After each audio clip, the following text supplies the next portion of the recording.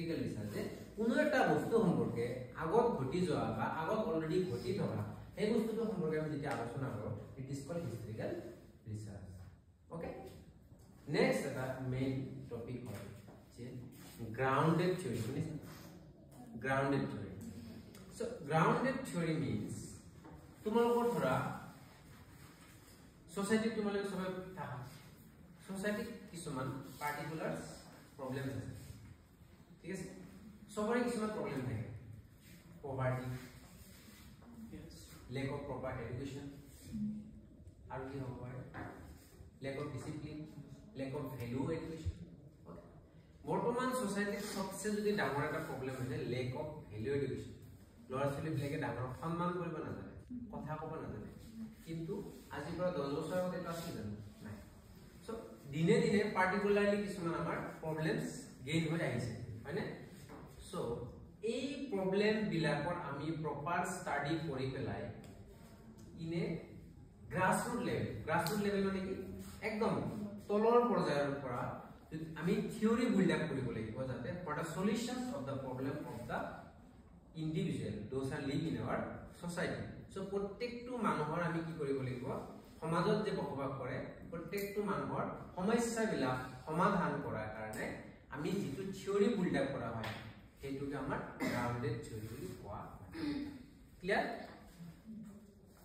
ৰিসাৰ্চৰ types mainly খিনে লাগে ইয়াতকে আৰু বেছি নালাগে হ'ব এইখিনি লেকে কি বুজি পোৱা নাই কোৱা কি ডাউট আছে এইখিনি লেকে এনি ডাউট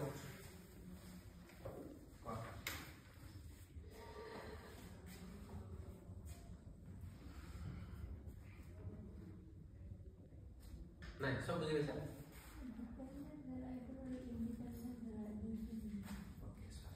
ডিপেন্ডেন্ট মানে কি বুঝায় আমার friend to dependent independent dependent on current মানে মানে তেতিয়াহলে ইন্ডিপেন্ডেন্ট ভেরিয়েবল এটো রূপত কি আছে বৰ্তমান তোমালোকে ডিপেন্ডেন্ট ভেৰিয়েবল নে ইন্ডিপেন্ডেন্ট তোমালোকে বৰ্তমান dependent variable but I am independent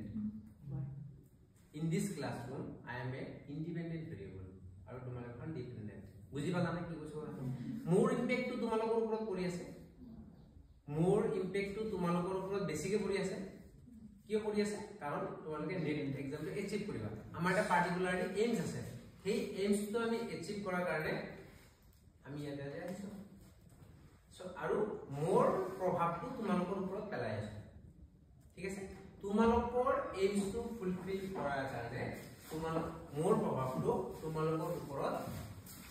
আমি পেলাই আছো that is called dependent and independent variable okay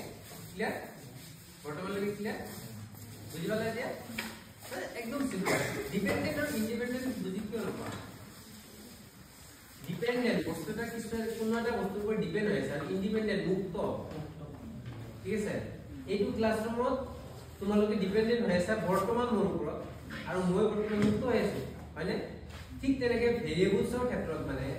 independent ভেৰিয়েবলছে কি কৰে ডিপেন্ডেন্ট ভেৰিয়েবলছৰ ওপৰত প্ৰভাৱ পেলায় যাতে ডিপেন্ডেন্ট ভেৰিয়েবলছৰ যেটো ইম্প্যাক্ট আছে সেইটো এচিভ কৰিব পাৰে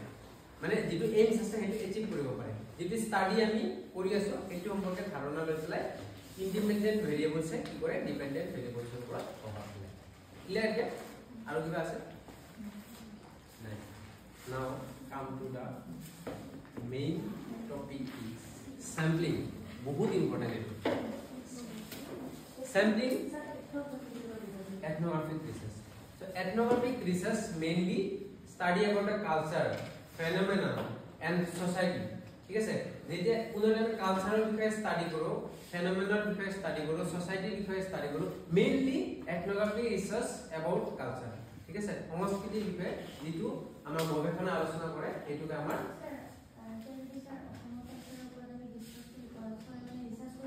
আমি ethnographic research কৰি বলে যাব clear okay now come to main part sampling what is sampling and what is population জানা নে কি কি বা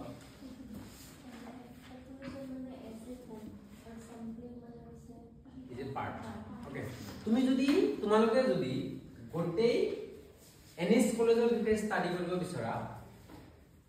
ঠিক আছে এটো পপুলেশন বা sampling it is population and তোমালোকে যেতিয়া only ইংলিশ ডিপার্টমেন্টের বিষয়ে আলোচনা কৰিবা এটো হ'ব স্যাম্পলিং ঠিক আছে ক্লিয়ার মানে ওভার মানে sampling is a part of population ঠিক আছে গোটেই এটা রাউন্ড তার ভিতৰত যেটো পাৰ্ট থাকিব তাৰ ভিতৰত এটো হ'ব স্যাম্পলিং স্যাম্পলিংৰ টাইপস আছে টোটাল 8টা হয়নে probability sampling and non probability sampling কি হয় question what are the types of probability sampling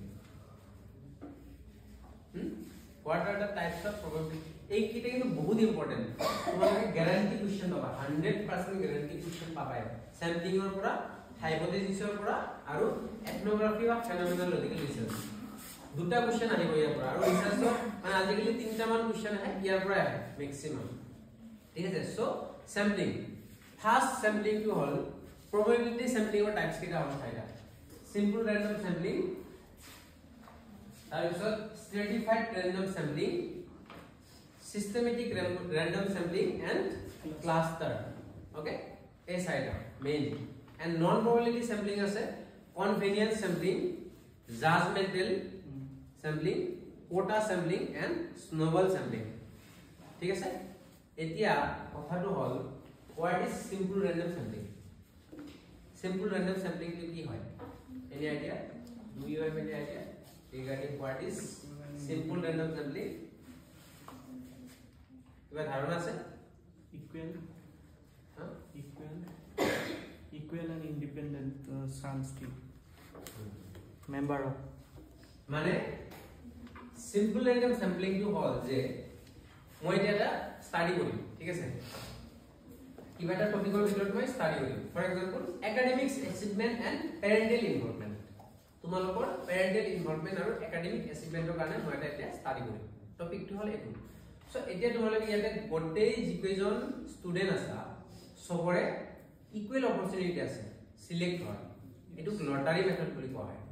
ঠিক আছে কোন সিলেক্ট হ'ব নাজানে বাট ইকুৱেল অপৰচুনিটিজ ফৰ অল এটো মানে randomly selected বুজি পাইছা নে randomly select কৰা হ'ব মই ফৰ এক্সাম্পল এটা লটাৰী কৰিলো নাম্বাৰিং কৰিলো তোমালোকে কোন বেটা উঠালা পালা তে ইয়েস নো লিখা আছে ইয়েস থকা জনে পালে নো থকা জনে নাপালে চান্স সবৰে আছিল না নাই ইকুৱেল অপৰচুনিটিজ ফৰ অল ঠিক আছে এইটো হ'ল সিম্পল ৰেন্ডম স্যাম্পলিং তাৰপিছত systematic random sampling what is systematic random sampling systematic random sampling টু হল যে ইয়াতে তিনিজন বহিছে ইয়াতে তিনিজন বহিছে ইয়াতে তিনিজন মানে সিলেক্টিং তিনিজন ঠিক আছে মই কেনেকৈ সিলেক্ট কৰিম যে ফাৰ্ষ্টজনক সিলেক্ট কৰিলো মাজত দুজন নকৰিলো আকৌ এজনক কৰিলো আৰু দুজন নকৰিলো ইনে সিস্টেমেটিক হৈ গ'লে সিলেক্ট তোমালোকে randomly কৰিলা ঠিক আছে probability কৰিলা বাট দুজন পিছে পিছে ইনে সিস্টেমেটিক হৈ আমি সিলেক্ট কৰিলো মানুহ ঠিক আছে ক্লিয়াৰ বুঝি পাইছা না কিবা ডাউট কোৱা তো এই দুটা বুজি নাপালে বাকি কিটা বুজি নাপাব এই দুটা বুজি পাইছা না কিবা ডাউট আছে কোৱাচোন হা পাইছা ওকে তাৰ পিছত আছে কি আছিল স্ট্ৰেটিফাইড ৰেন্ডম স্যাম্পলিং আমি এটা স্ট্ৰেটাত ভাগ কৰিম স্ট্ৰেটা বুলি ক'লে যে কেনেকে উখ বিলাকক আমি এটা ঠাইত থম মানে সাপৰ বিলাকক এটা ঠাইত থম ছোৱালী বিলাক এটাত যাব নেপালী মানুহ বিলাক এটাত যাব অসমীয়া বিলাক এটাত যাব বেঙ্গলী বিলাক এটাত যাব মুসলিম বিলাক এটাত যাব আমি এটা স্ট্যান্ডার্ড বস্তু বিলাক ভাগ কৰিম দেন আফটাৰ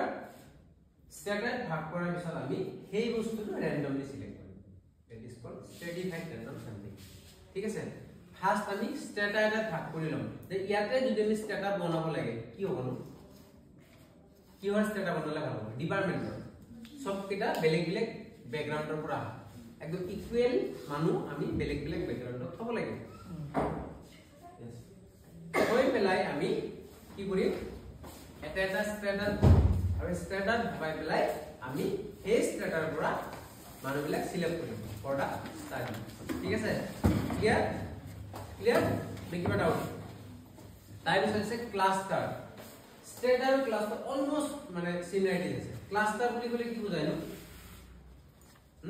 গ্ৰুপ অফ পিপল মানে ঠিক আছে মানে ক্লাষ্টাৰ স্যাম্পলিংত বনাব নালাগে অলৰেডি থাকে ফৰ এক্সাম্পল ইয়াতে মানে তোমালোকৰ কলেজখনত যদি মই ক্লাষ্টাৰ বুলি মানে চোৱা যেটো আমাৰ স্ট্ৰেটিফাইড ৰেন্ডম স্যাম্পলিং আছে হেতু আমি ভগাই লব লাগে ঠিক আছে যে মই অসমীয়া ডিপাৰ্টমেন্ট ভাগ কৰি ইংলিশ ডিপাৰ্টমেন্ট ভাগ কৰি গোটেই কিটা পপুলেশনৰ পৰা ঠিক আছে মই স্যাম্পলিং উলোৱাৰ কাৰণে এনেকে ভাগ কৰিম হেতু হল আমাৰ stratified random but cluster random sampling ot ami hetu koribo na lage already cluster to thake for example Assamia department bhag hoye ase English department bhag hoye ase lora bilak bhag hoye ase swali bilak bhag hoye ase teachers bilak bhag hoye ase so teti ami ki korim je gottei kijon student ora mane hei cluster tur pora ami randomly select korim je ami kontu lom that is called cluster sampling clear neki ba doubt ko আছে কিবা okay ঠিক আছে next what are the types of non probability sampling কি আছে convenience judgmental quota and snowball convenience sampling মানে কি যে for example মই স্টাডি কৰি আছো মোৰ ডিপাৰ্টমেন্টৰ ওপৰত ঠিক আছে মোৰ ডিপাৰ্টমেন্ট হ'ল এডুকেশ্যন মোৰ ডিপাৰ্টমেন্টৰ ওপৰত মই এটা ষ্টাডি কৰিছো ই better topic for example teaching effectiveness ঠিক আছে টিচিং ইফেক্টিভনেসৰ ওপৰত মই ষ্টাডি কৰিছো দেন মই কোন বিলাক ষ্টুডেন্টক সিলেক্ট কৰিম এটো মোৰ কথা মোৰ পাৰপাস মোৰ convenience as per my convenience I will select the sample ঠিক আছে যেটো নিজৰ কনফিডেন্স নিজৰ সুবিধাতে সিলেক্ট কৰা হয় এটোকে পাৰপাসিভ বা convenience sampling is কোৱা হয় ঠিক আছে ক্লিয়াৰ বুজি পাইছা নে পাইছা নেক্সট জাজমেন্টাল এটোৱে ৰিসাৰ্চাৰৰ জাজমেন্টৰ ওপৰত ডিপেন্ড কৰে যে জাজমেন্ট কৰি পেলে কাক সিলেক্ট কৰিব কেনেকে সিলেক্ট কৰিব ঠিক আছে এটো হ'ল জাজমেন্টাল দেন কোটা স্যাম্পলিং যে পাৰ্টিকুলাৰলি কিছুমান কোটা ডিভাইডেড হৈ থাকে আমি সেই কোটা আমাৰ কোনটো দৰকাৰ কোনটো কোটাৰ মানুহ দৰকাৰ এতিয়া মানে কোনটো মানুহ আমি লম সেই বস্তুটো মানে টোটালি ডিপেন্ডস অন দা ৰিসাৰ্চাৰ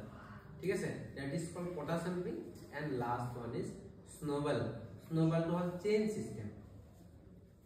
এটা যদি আমি ট্ৰান্সজেন্ডাৰৰ বিষয়ে আলোচনা কৰিব লাগে ঠিক আছে তেতিয়াহলে আমি কি কৰিম বহুত কম আছে নৰমাল পপুলেশনতকে ট্ৰান্সজেন্ডাৰৰ বিষয়ে মই এটা ষ্টাডি কৰি আছো তেতিয়া আমি কি কৰিম ট্ৰান্সজেন্ডাৰ এটা লগ কৰিম হেতু যদি আমি এটা লগ পালো হেতু যদি আমি এটা গ্যাং লগ পালো এটো স্নোবল বুলি কয় চেইন সিস্টেম প্ৰথম এটাৰ পৰা এটা মানে বেছি হৈ যোৱাটো ঠিক আছে এটো স্নোবল স্যাম্পলিং বুলি কোৱা হয় ক্লিয়াৰ এইখিনি স্যাম্পলিং কিবা ডাউট আছে পা ইমান ভাল লাগে কোৱা নেক্সট কিবা আছে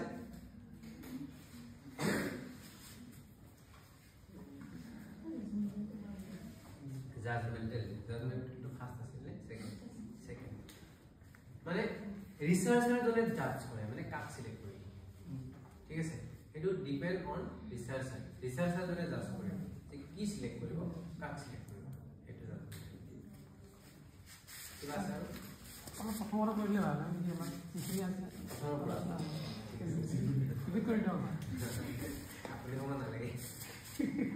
মন থেকে ছাড়লে মই পদালি কলেজ যেটা কৰিছিল মই তেতিয়া লগ পাইছিলো political science department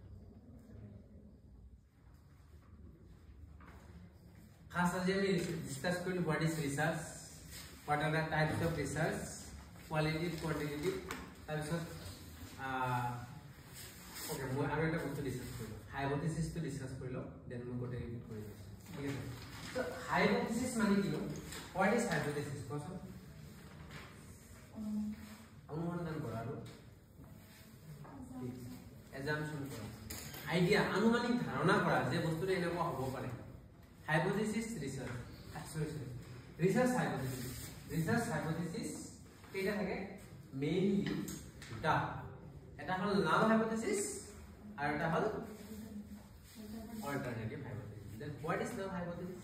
and what is alternative hypothesis? Any idea? Question for